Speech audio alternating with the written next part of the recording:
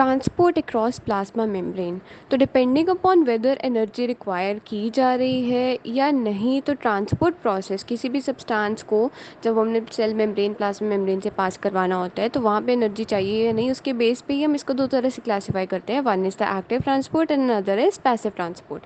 अब active transport क्या होता है? जब हम किसी सब्सटेंस की अपहिल मूवमेंट करवाते हैं, अपहिल यानी अगेंस्ट द कंसंट्रेशन ग्रेडियंट। अब ये भी क्या मतलब है? अगेंस्ट द कंसंट्रेशन ग्रेडियंट तब होता है जब सब्सटेंस को लोअर कंसंट्रेशन वाले एरिया से मूव करवाया जाता है to the higher concentration area. तो ये होता है उसके अगेंस्ट मूव करवाना, ठीक है, कंसंट्रेशन ग्रेडियंट के। अब जब हम किसी चीज़ के अगेंस्ट मूव करते हैं तो हमको एनर्जी तो चाहिए ही चाहिए। अब वो एनर्जी किसी भी फॉर्म में हो सकती है। तो एक्टिव ट्रांसपोर्ट के मेन दो ही पॉइंट्स हैं कि cellular energy is use to drive the substance up hill और अगेंस्ट इट्स कंसंट्रेशन और द इलेक्ट्रिकल ग्रेडियंट। ये हो गया एक्टिव ट्रांसपोर्ट। हमने दूसरा ट्रांसपोर्ट मेथड देखा था, दैट इज़ पैसिव ट्रांसपोर्ट। उसमें होता है कि सब्सटेंस है, अब वो उसको हम डाउन मूव करवा रहे हैं, डाउन हिल कह सकते हैं, डाउन हिल मूवमेंट हो रही है and along the concentration gradient. Along का मतलब ये है कि हायर कंसंट्रेशन वाले एरिया से लोअर कंसंट्रेशन ग्रेडियंट वाले एरिया में मूव करवाया जा रहा है उसको। अब जब भी कंसंट्रेशन ग्रेडियंट के अलोंग मूवमेंट होती है तो कोई एनर्जी प्रोवाइड नहीं करनी पड़ती है, सब्सटेंस अपनी खुद की काइनेटिक एनर्जी से इजीली मूव कर सकता है। जैसे कि सिंपल डिफ्यूजन का एग्जांपल ले सकते हैं। सिंपल डिफ्यूजन में अगर हम किसी रूम के अंदर जिसमें एयर प्रेजेंट है वहाँ पे हम एक कॉर्नर में जाके स्प्रे करते हैं परफ्यूम को, तो उसके पार्टिकल्स आगे अपनी ही काइनेटिक एनर्जी से डिफ्यूज़ हो जाते हैं। फिर इसके बाद आता है जो पैसिव ट्रांसपोर्ट होता है, वो आगे दो तरह से क्लासीफाई किया जाता है, ऑस्मोसिस एंड डिफ्यूजन। तो सबसे पहले हम इसके अंदर ऑस्मोसिस और डिफ्यूजन को डील करेंगे, उसके बाद हम एक्टिव ट्रांसपोर्ट को डील करेंगे। तो पैसिव ट्रांसपोर्ट की पहली क्लासिफिकेशन है डिफ्यूजन। तो डिफ्यूजन अगर हम देखें नॉर्मल लैंग्वेज में, अभी हमने समझा कि किस तरह से हमने परफ्यूम स्प्रे किया एक कॉर्नर में और किस तरह से उसके पार्टिकल्स इस पूरे कमरे में हमको उसकी फ्रेग्रेंस आ जाती है, तो वो डिफ्यूजन हुआ। क्या यहाँ पे कोई मेम्ब्रेन इन्वॉल्व थी? नहीं। अब डिफ्यूजन को समझते हैं बेसिकली है क्या। तो डिफ्यूजन अगर सिंपल वर्ड्स में देखें, that is the movement of substance from higher concentration to the lower concentration. अब इसको हम ऐसे भी लिख सकते हैं, movement of substance from higher concentration to lower concentration both of solute and solvent. यहाँ पे एक चीज़ मेंशन करनी ज़रूरी है कि डिफ्यूजन के अंदर हम ये स्पेसिफाई नहीं करते कि सॉल्वेंट की मूवमेंट हो रही है या सॉल्यूट की, दोनों की ही मूवमेंट होती है, ठीक है। तो अब डिफ्यूजन की सिंपल लैंग्वेज ये है, अगर हम बुक लैंग्वेज देखें तो उसमें है it is a passive process in which random mixing of particle in a solution occurs because of particles kinetic energy. यहाँ पे कोई एक्स्ट्रा एनर्जी नहीं लग रही है, पार्टिकल की खुद की काइनेटिक एनर्जी से एक रैंडम मिक्सिंग का प्रोसेस हो रहा है जो कि एक पैसिव प्रोसेस है, उसी को हम बोलते हैं डिफ्यूजन। अब यहाँ पे कुछ की पॉइंट्स ये थे कि यहाँ पे दोनों सॉल्यूट और सॉल्वेंट डिफ्यूजन करवा सकते हैं खुद की, ठीक है। सेकेंड पॉइंट ये आता है कि movement of particles from higher concentration to lower concentration ही होता है, यानी कि अलोंग द कंसंट्रेशन ग्रेडियंट ही होता है। और तीसरा होता है कि चाहे मूवमेंट यहाँ पे पार्टिकल्स की रैंडमली हो रही है, हमने अभी डेफिनेशन में देखा कि रैंडम मूवमेंट होती है, बट कंसंट्रेशन चेंज नहीं होती है, एक इक्विलिब्रियम मेंटेन हो जाता है, ठीक है। जैसे कि हमने ग्लास ऑफ वाटर में डाल दिया एक क्रिस्टल ऑफ डाई, ठीक है। तो वो क्रिस्टल ऑफ डाई धीरे धीरे अपने आप को डिफ्यूज़ करेगा और अल्टीमेटली एक ऐसा पॉइंट आएगा कि हमको पूरा का पूरा पानी, अगर मैंने डाई ब्लू कलर की डाली है तो वो पूरा का पूरा पानी इवनली उसके अंदर ब्लू कलर डिस्ट्रीब्यूटेड दिखाई देगा, ऐसे अलग से नहीं दिखाई देगा, ठीक है। और यहाँ पे ऐसा नेसेसरी नहीं है कि डिफ्यूजन में कोई मेम्ब्रेन का इन्वॉल्वमेंट हो या ना हो, ये डिपेंड करता है, ठीक है। अब आता है डिफ्यूजन को कुछ फैक्टर्स अफेक्ट करते हैं, जैसे कि steepness of concentration gradient. Steepness मतलब कि एक मेम्ब्रेन की बाहर वाली साइड पे क्या कंसंट्रेशन और अंदर वाली साइड में क्या कंसंट्रेशन है, उन दोनों कंसंट्रेशंस में कितना ज़्यादा डिफरेंस होता है, उसी को उसकी स्टीपनेस कह दिया जाता है, ठीक है। तो ज़्यादा डिफरेंस होगा अगर दोनों साइड ऑफ मेम्ब्रेन की कंसंट्रेशन में, तो हम कहते हैं कि ये एक आइडियल कंडीशन है, एक अच्छी कंडीशन है, यहाँ पे रेट ऑफ डिफ्यूजन भी ज़्यादा होगा, यानी कि जितना ज़्यादा कंसंट्रेशन ग्रेडियंट में स्टीपनेस देखने को मिलेगा उतना ज़्यादा हमारा डिफ्यूजन रेट होगा, ठीक है। नेक्स्ट फैक्टर होता है टेम्परेचर। जितना हाई टेम्परेचर होता है उतना ज़्यादा रेट ऑफ डिफ्यूजन होता है, ठीक है। नेक्स्ट फैक्टर है मास ऑफ डिफ्यूजिंग सब्सटेंस। अगर मैंने डाई जो ली उसमें मास बहुत ज़्यादा था डाई का, तो उसको डिफ्यूज़ होने में टाइम लगेगा, तो इसीलिए increase the mass of diffusing substance या more is the mass of diffusing substance lesser is the diffusion rate. अगला फैक्टर है सरफेस एरिया। तो जितना ज़्यादा मेम्ब्रेन का सरफेस एरिया होगा हमारी प्लाज्मा मेम्ब्रेन के अंदर, जितने ज़्यादा हमारे पास सरफेस की अवेलेबिलिटी होगी उतना ही ज़्यादा डिफ्यूजन पॉसिबल होगा, उतना ही ज़्यादा डिफ्यूजन रेट होगा। ठीक है, जैसे एग्जांपल लेते हैं यहाँ पे, जो हमारे लंग्स के अंदर एयर सैक्स एल्वेलाई होते हैं, है ना। तो एल्वेलाई का एक कैरेक्टरिस्टिक फीचर यही है कि उसके पास ज़्यादा सरफेस एरिया है। एल्वेलाई सैक लाइक स्ट्रक्चर बनने का मतलब ही यही है कि सरफेस एरिया बढ़ गया।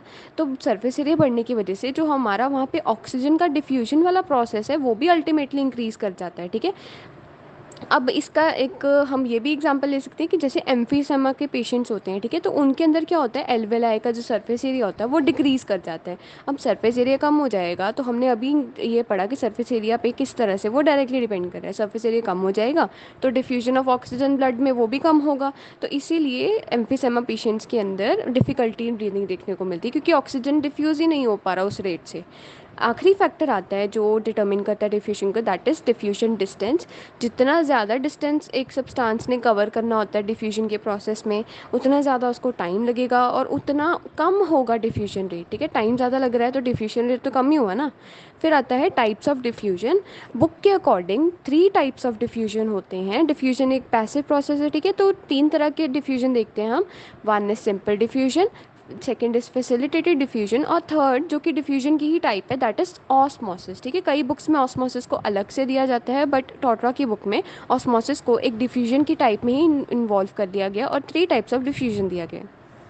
अब हम देखते हैं सिंपल डिफ्यूजन क्या होता है। जब सब्सटेंस लिपिड बायलेयर, जो हमारी सेल मेम्ब्रेन है वो बेसिकली एक लिपिड बायलेयर से बनी है, तो सब्सटेंस अगर फ्रीली वहाँ से मूव कर पा रहा है बिना किसी हेल्प से, दैट इज़ सिंपल डिफ्यूजन। उसको कोई प्रोटीन नहीं हेल्प कर रहा है, उसको कोई पंप हेल्प नहीं कर रहा है, तो that is simple diffusion.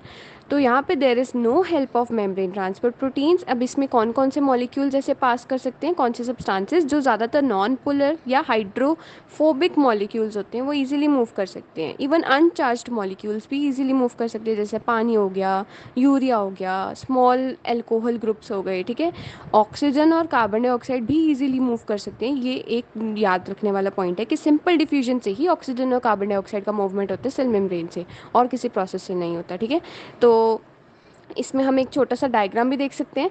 Important point simple division में यही है कि यहाँ पे कोई कैरियर प्रोटीन वगैरह इन्वॉल्व नहीं है, फ्री मूवमेंट होता है। और कौन कौन से चीज़ों का होता है, ऑक्सीजन का, कार्बन डाइऑक्साइड का, वाटर का, यूरिया का एंड मैनी मोर। ठीक है, नेक्स्ट टाइप हमारे पास आती है डिफ्यूजन की, दैट इज़ फैसिलिटेटेड डिफ्यूजन। ठीक है, अब जब कोई, अभी तक तो छोटे मॉलिक्यूल्स फ्रीली पास कर पा रहे थे, बट अगर थोड़ा बड़ा मॉलिक्यूल आ जाता है तो उसको पास करना मुश्किल हो जाता है, या फिर ऐसा मॉलिक्यूल जो ज़्यादा पोलर होता है जिसके ऊपर चार्ज ज़्यादा होता है, तो इसीलिए उसको मूव करवाने के लिए एक प्रोटीन असिस्ट करता है। ठीक है, प्रोटीन होता है या चैनल कह दो या कैरियर होता है, तो इसी बेसिस पे हम इसको आगे 2 तरह से क्लासीफाई करते हैं फैसिलिटेटेड डिफ्यूजन को, कि कौन हेल्प करवा रहा है, कौन असिस्ट करवा रहा है उस मूवमेंट को।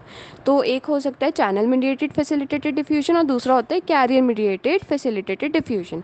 अब हम देखते हैं कि इन दोनों में क्या फ़र्क है। फैसिलिटेटेड की ही आगे 2 टाइप्स हैं। पहली टाइप हम पढ़ते हैं channel mediated facilitated diffusion. Channel mediated facilitated diffusion के अंदर हायर सॉल्यूट कंसेंट्रेशन से मूव करवाया जाता है सब्सटेंस को to the lower solute concentration, यानी हाई टू लो ही मूव कर रहा है। यही तो पैसिव प्रोसेस था कि अलोंग द कंसेंट्रेशन मूवमेंट होगी, है ना।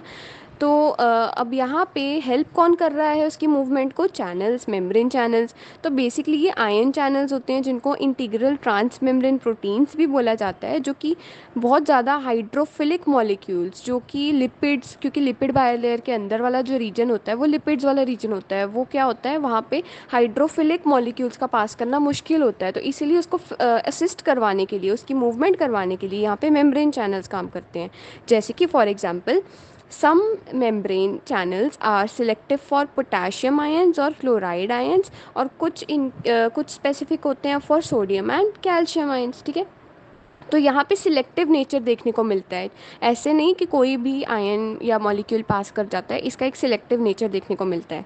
फिर आता है कि इसके अंदर जो डिफ्यूजन रेट है वो तो पता ही है, क्योंकि अब कोई बंदा फैसिलिटेट करवा रहा है तो उसको टाइम तो लगेगा ही ना। सिंपल डिफ्यूजन में तो फ्री मूवमेंट हो रहा था, तो फैसिलिटेटेड डिफ्यूजन में थोड़ा डिफ्यूजन रेट देखने को कम मिलता है as compare to simple diffusion. तो यहाँ तक हमने क्या पढ़ा, फैसिलिटेटेड डिफ्यूजन का चैनल मीडिएटेड ट्रांसपोर्ट कैसे हो रहा है with the help of proteins या मेम्ब्रेन चैनल्स, ठीक है। अब इसके बाद इसी के अंदर एक टॉपिक आता है gate open and gate closing वाला, ठीक है, जहाँ पे हम एग्जांपल लेते हैं गेटेड पोटेशियम आयन चैनल, ठीक है। तो यहाँ पे क्या होता है, अगर मैं इसका डायग्राम मेंशन करूँ तो पोटेशियम कैसे अंदर से साइटोसॉल से एक्स्ट्रा सेलुलर फ्लूइड में मूव करता है, क्योंकि क्या होता है, पोटेशियम की कंसंट्रेशन हमारे सेल के अंदर यानी साइटोसोल में ज़्यादा होती है, और उसका मूवमेंट हमको कैसे करवाना है, पैसिव मूवमेंट। पैसिव मूवमेंट मतलब हायर कंसंट्रेशन से लोअर पे भेजना है, यानी बाहर भेजना पड़ेगा उसको। तो क्या होगा, यहाँ पे एक मेम्ब्रेन चैनल काम करेगा, उसका गेट ओपन होगा, तभी पोटेशियम आयन बाहर जा सकता है एक्स्ट्रा सेलुलर फ्लूइड में। अगर गेट बंद होगा तो वो बाहर नहीं जा सकता। तो ये हमारे पास एक डायग्राम आ गया, ठीक है। अगली टाइप ऑफ फैसिलिटेटेड डिफ्यूजन हमारे पास है कैरियर मीडिएटेड फैसिलिटेटेड डिफ्यूजन, ठीक है। तो इसके अंदर भी वही प्रोसेस है कि हायर कंसंट्रेशन से मूवमेंट करवाया जा रहा है सोल्यूट का to the lower concentration of solute. अब यहाँ पे कौन असिस्ट करवा रहा है, वही फ़र्क है बस, बाय अ कैरियर प्रोटीन या कैरियर, जिसको हम ट्रांसपोर्टर भी बोल देते हैं, ठीक है, अक्रॉस द प्लाज्मा मेम्ब्रेन। अब होता क्या है, यहाँ पे एक स्पेसिफिक प्रोसेस देखने को मिलता है कि जो सॉल्यूट है जिसको हमने क्रॉस करवाना है, वो मेम्ब्रेन की एक साइड पे कैरियर के साथ बाइंड करता है एक स्पेसिफिक जगह पे, ठीक है। अब जब वो कैरियर के साथ उस जगह पे बाइंड करता है, कैरियर के अंदर कुछ मॉडिफिकेशंस होती हैं शेप में। अब वो अपनी शेप इस तरह से बदलता है कि उस सॉल्यूट को from a region of higher concentration to the region of lower concentration pass on करवा दिया जाए। तो शेप चेंज का यहाँ पे कॉन्सेप्ट देखने को मिलता है। बट जैसे ही इक्विलिब्रियम अटेन कर लिया जाता है, तो हमको देखने को मिलता है जितने मॉलिक्यूल्स अंदर आ रहे हैं उतने ही मॉलिक्यूल्स बाहर जा रहे हैं। तो ये एक इक्विलिब्रियम वाली स्टेट रीच हो जाती है, ठीक है। अब यहाँ पे भी इसको मतलब इसके रेट को कौन कंट्रोल कर रहा है, स्टीपनेस ऑफ कंसंट्रेशन ग्रेडियंट। जितना ज़्यादा डिफरेंस बिटवीन द कंसंट्रेशन देखने को मिलेगा, उतना ही ज़्यादा ये प्रोसेस फैसिलिटेट होगा, उतना ही ज़्यादा ये प्रोसेस इजीली हो पाएगा, जल्दी हो पाएगा, डिफ्यूजन रेट ज़्यादा होगा। इसके बाद एक टर्म आती है ट्रांसपोर्ट मैक्सिमम, जिसको हम कहते हैं जब सारी कैरियर साइट्स ऑक्यूपाई हो जाएं, मतलब ये प्रोसेस अपने मैक्सिमम लेवल पे हो, इसका पोटेंशियल सबसे हाई चल रहा हो, तो तब हम इसको कहते हैं सैचुरेशन या ट्रांसपोर्ट मैक्सिमम।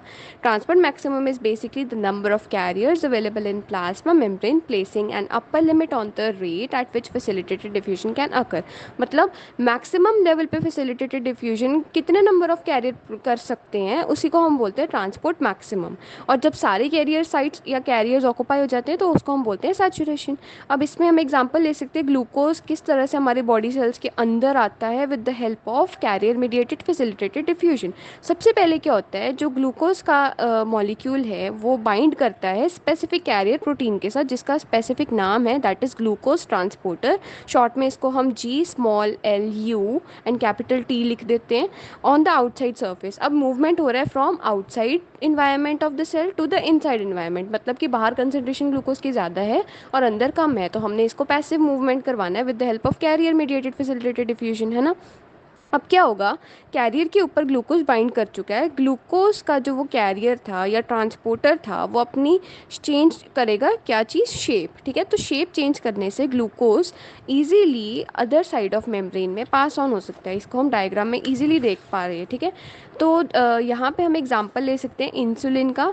इंसुलिन का एक इफेक्ट होता है in elevating transport maximum for facilitated diffusion of glucose in cells, ठीक है। क्योंकि इंसुलिन का रोल क्या है, हमारी ग्लूकोज लेवल को मेंटेन रखना। अगर ज़्यादा हो जाता है तो उसको वो कम करने के लिए इंसुलिन ही रिस्पॉन्सिबल है, ठीक है। इसके बाद हमने पढ़नी है third type of diffusion, that is osmosis.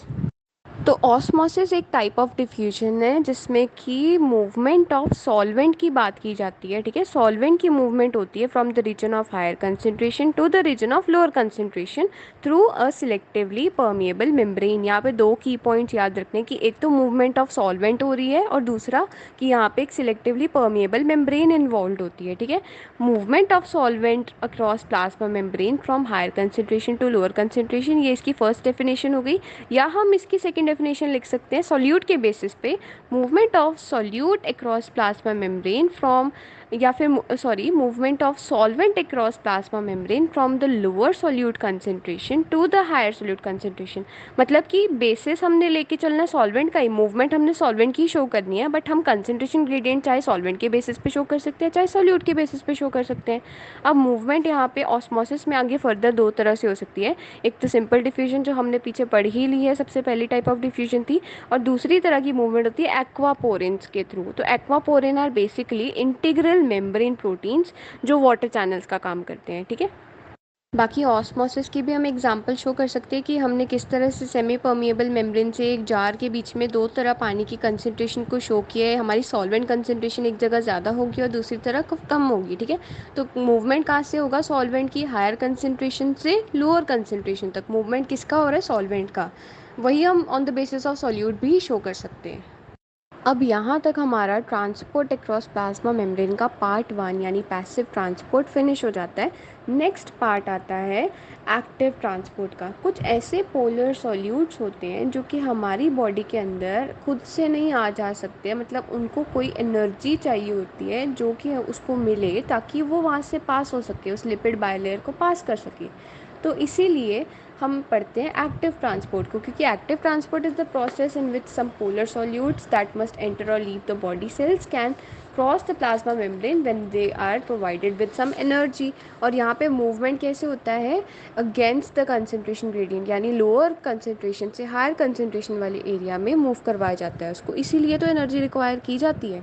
Next आता है एक्टिव ट्रांसपोर्ट। आगे फर्दर दो तरह से क्लासीफाई किया जाता है on the basis of energy किस फॉर्म में रिक्वायर्ड है, ठीक है।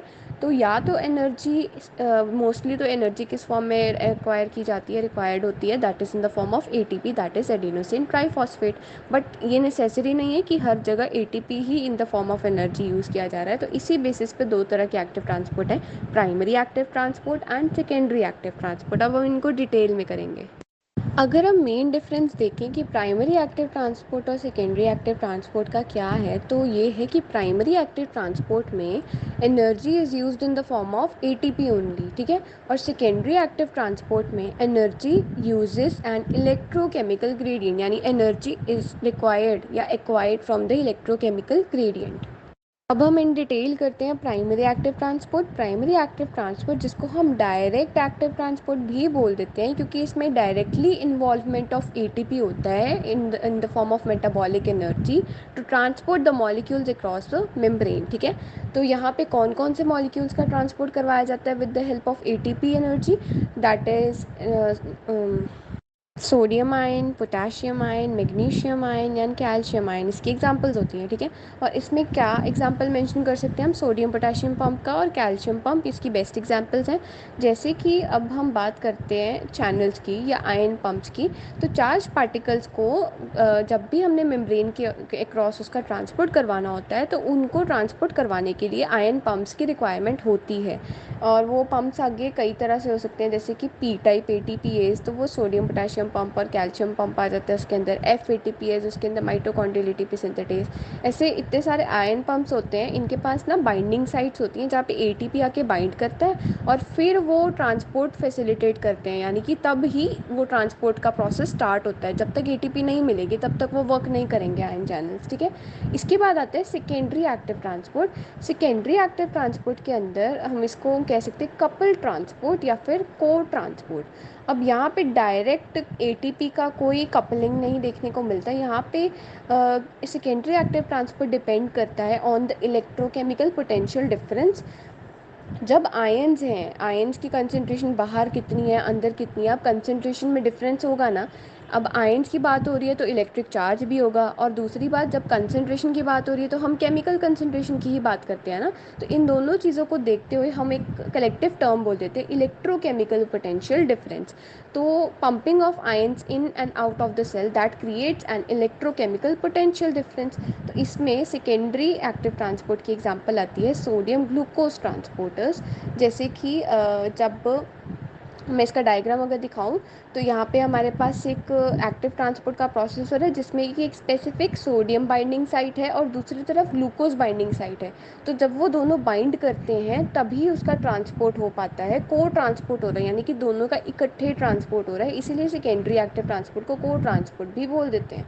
अब अगर इसकी एग्जाम्पल को एक्सप्लेन करें सोडियम ग्लूकोज ट्रांसपोर्ट की, तो cotransporters are a family of glucose transporter found in the small intestine. तो ये हमारा कहाँ वर्क कर रहा है सेकेंडरी एक्टिव ट्रांसपोर्ट में, इसकी example sodium glucose transporter that is found in the small intestine. ठीक है, फर्स्टली होता क्या है, जो सोडियम एंड पोटेशियम आयन के जो एटीपीएस पंप्स हैं, यानी ये जो पंप है yellow colour that pumps out 3 sodium ions and brings in 2 potassium ions। पहले 3 sodium ions बाहर जाते हैं from the cell and 2 potassium ions अंदर आते हैं with the help of ATP, है ना, in the form of energy, क्योंकि हम एक्टिव ट्रांसपोर्ट पढ़ रहे हैं ना। तो इससे क्या होता है, एक डाउनहिल सोडियम आयन ग्रेडियंट बन जाता है इनसाइड द सेल। अब डाउनहिल क्यों है, क्योंकि एक आयनिक ग्रेडियंट इस तरह से बना कि सोडियम की कंसंट्रेशन सेल के बाहर ज़्यादा थी और अंदर कम थी। ठीक है, तो sodium glucose transporters use sodium ion gradient created by sodium positive and K positive ATPase pump to transport glucose across the membrane. Membrane transporters can be classified as. इसके बाद हम सेकेंडरी एक्टिव ट्रांसपोर्ट में ही देखते हैं कि 3 तरह के membrane transporters होते हैं, सिम्पोर्ट, यूनिपोर्ट, एंटीपोर्ट। अगर हम इसको एक एक करके समझते हैं तो पहले हम समझेंगे यूनिपोर्ट क्या होता है। यूनि मीन्स वन, तो यहाँ यूनिपोर्ट में एक इस तरह से मेम्ब्रेन ट्रांसपोर्टर लिपिड बायलेयर के बीच में लगा होता है जो कि एक ही मॉलिक्यूल को एक ही डायरेक्शन में मूव करवा पाता है। ठीक है, तो दैट इज़ यूनिपोर्ट। अब यूनिपोर्ट में हम एग्जाम्पल देखते हैं कि ग्लूकोज का किस तरह से हमारे सेल के अंदर मूवमेंट होता है। बाहर कंसंट्रेशन ग्लूकोज की ज़्यादा होती है, अंदर कंसंट्रेशन उसकी कम होती है, तो एक ही ग्लूकोज का मॉलिक्यूल एक टाइम पे अंदर ही मूव कर पाता है, डायरेक्शन उसकी स्पेसिफिक है। ठीक है, एक ही डायरेक्शन में मूव करता है। नेक्स्ट हमारे पास आता है सिम्पोर्ट। तो सिम्पोर्ट एक को ट्रांसपोर्ट की एग्जाम्पल है, को ट्रांसपोर्ट वहाँ देखने को मिलता है। इसमें हम एग्जाम्पल देखते हैं कि सोडियम एंड ग्लूकोज का किस तरह से वर्किंग चलती है। सोडियम आयन और ग्लूकोज एक स्पेसिफिक साइट होती है इन दोनों की, जो कि outside of the cell membrane के ऊपर बाइंड कर जाते हैं ट्रांसपोर्टर के ऊपर, और फिर वो दोनों एक ही डायरेक्शन में मूव करते हैं। सेम पोर्ट में सेम डायरेक्शन में दो मॉलिक्यूल्स का मूवमेंट देखने को मिलता है। ठीक है, इसके बाद हमारे पास आता है एंटीपोर्ट। एंटीपोर्ट में एग्जांपल आती है सोडियम कैल्शियम एक्सचेंजर की। तो इसमें होता क्या है, 3 सोडियम आयन सेल के अंदर आते हैं और 1 कैल्शियम आयन सेल के बाहर जाते हैं, यानी 2 मॉलिक्यूल्स का ट्रांसपोर्ट हो रहा है। यहाँ पे भी जैसे सिम्पोर्ट में हो रहा था, बट फ़र्क ये है कि अब दोनों मॉलिक्यूल्स का जो मूवमेंट है वो अपोजिट डायरेक्शन में है। एक थर्ड टाइप ऑफ ट्रांसपोर्ट होता है जो कि वेसिकल्स के थ्रू हो सकता है। तो वेसिकल्स बेसिकली क्या होते हैं, स्फेरिकल सैक लाइक स्ट्रक्चर्स होते हैं जिनके अंदर सब्सटेंसेस फिल्ड होते हैं और वो अंदर या बाहर सब्सटेंसेस का मूवमेंट करवाते हैं अक्रॉस द सेल मेम्ब्रेन। ठीक है, दो तरह से करवाते हैं, या तो एक्सोसाइटोसिस हो रही होती है, एंडोसाइटोसिस। एक्सोसाइटोसिस का मतलब होता है कि सेल से बाहर रिलीज किए जा रहे हैं सब्सटेंसेस। अब इसमें दो ही तरह से हो सकते हैं, या तो सिक्रीटरी सेल्स में देखने को मिलता है या नर्व सेल्स के अंदर। सिक्रीटरी सेल्स क्या करते हैं, अपने सिक्रीशंस को सेल से बाहर भेजते हैं। ठीक है, और वैसे ही नर्व सेल्स क्या करते हैं, उनके पास जो भी इलेक्ट्रिकल स्टिमुलस होता है वो केमिकल्स की फॉर्म में क्या करते हैं, न्यूरोमस्कुलर जंक्शन में आगे अलग नेक्स्ट न्यूरॉन तक पहुंचाना होता है उनको। तो इसी तरह से वो अपने एक सेल से बाहर उसको भेजते हैं, तभी वो दूसरे सेल तक पहुंच पाता है। ठीक है, इसी में हमारे पास दूसरा प्रोसेस आता है वेसिकल्स का, दैट इज एंडोसाइटोसिस।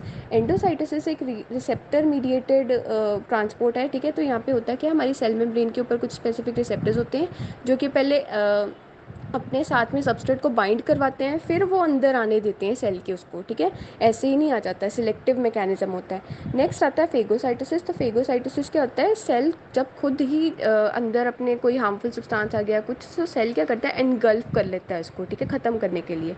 एक्सोसाइटोसिस के अंदर हम देखते हैं सिक्रीटरी सेल्स जो होते हैं वो डाइजेस्टिव एंजाइम सिक्रीट कर देते हैं, जैसे नर्व सेल्स क्या करते हैं, न्यूरोट्रांसमीटर सिक्रीट करते हैं। इवन कई बार वेस्ट मटेरियल्स जो है वो भी एक्सोसाइटोसिस से ही बाहर भेजा जाता है। ठीक है, तो प्लाज्मा मेम्ब्रेन के अंदर कुछ सिक्रीटरी वेसिकल्स होते हैं जो कि इन वेस्ट मटेरियल्स को बाहर रिमूव करने में हेल्प करते हैं। एंडोसाइटोसिस रिसेप्टर मीडिएटेड होता है, यानी हाईली सिलेक्टिव मैकेनिज्म होता है। तो सेल्स के पास ये प्रॉपर्टी है कि वो एक स्पेसिफिक लिगेंड को ही बाइंड करवाते हैं, टेक करते हैं उसको। तो वेसिकल क्या करता है, कब बनता है, जब वो लिगेंड सूटेबल टाइप का हो, स्पेसिफिक टाइप का हो, जो सेल को चाहिए, तो वेसिकल तभी बनता है, उससे पहले नहीं बनता। तो वेसिकल क्या करता है, प्लाज्मा मेम्ब्रेन से बाइंड करके एक पर्टिकुलर पार्टिकल जो होता है एक्स्ट्रा सेलुलर फ्लूइड से उस वेसिकल के अंदर आता है। तो बेसिकली जो वेसिकल है वो प्लाज्मा मेम्ब्रेन से ही बनती है।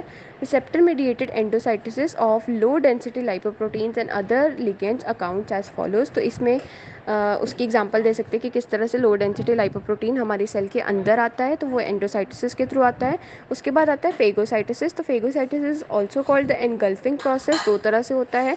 दो कौन कौन करते हैं, मैक्रोफेजेस एंड न्यूट्रोफिल्स। तो basically macrophils and neutrophils are both involve in the defence mechanism of the cell. Last आ जाता है बल्क फेज एंडोसाइटोसिस। क्या होता है, तो जिसको हम पाइनोसाइटोसिस भी बोल देते हैं। तो जो एक्स्ट्रा सेलुलर फ्लूइड होता है उसमें से छोटी छोटी ड्रॉपलेट्स जो होती हैं वो बन जाती हैं बिना किसी रिसेप्टर के, वो प्लाज्मा मेम्ब्रेन के ऊपर जाके लग जाते हैं, कोई रिसेप्टर नहीं होता। और प्लाज्मा मेम्ब्रेन क्या होता है, इनवर्ड होके एक तरह से वो खुद को फोल्ड करके वेसिकल्स की फॉर्मेशन कर लेता है। उसके अंदर क्या भरा होता है, एक्स्ट्रा सेलुलर फ्लूइड, ठीक है। फिर वो वेसिकल प्लाज्मा मेम्ब्रेन से डिटैच करके बाद में आगे जाके, अब क्योंकि कोई हार्मफुल सब्सटेंस होगा तो कौन एनगल्फ करेगा उसको, लाइसोसोम, क्योंकि वो सुसाइडल बैग है, ठीक है, वही ख़त्म करता है उन हार्मफुल सब्सटेंसेस को। तो वेसिकल फ्यूज़ करता है लाइसोसोम के साथ और बाद में लाइसोसोम उस पार्टिकल को एनगल्फ कर लेता है। तो इस तरह से हमारा डिफेंस मैकेनिज्म वर्क करता है with the help of bulk phase endocytosis.